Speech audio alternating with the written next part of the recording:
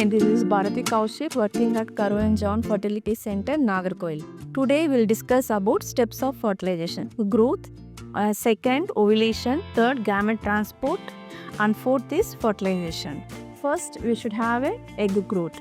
In day 2 or day 3, that is after your cycle, your scan looks like this. It's almost, there is be no follicle.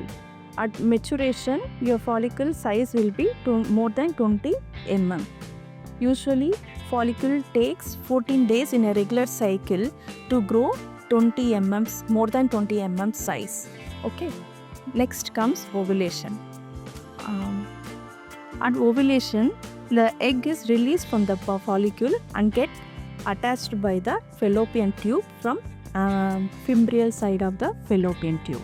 Next comes gamete transport.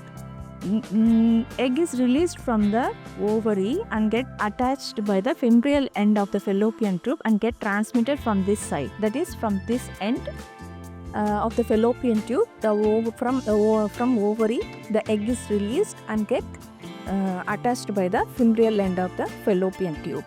The sperms ejaculated in the vagina transport through the uterine cavity to this side. Okay, so egg transport from this end of the fallopian tube, sperm transport from this end of the fallopian tube come closer in the middle of the fallopian tube, that is ampulla. Next comes fertilization. As I showed in the previous chart, at the site of the fallopian tube, the sperm enters the egg and unites with the nucleus. So this is known as fertilization. After fertilization, we will call it as an embryo. At day 2, the embryo will have 2 cells.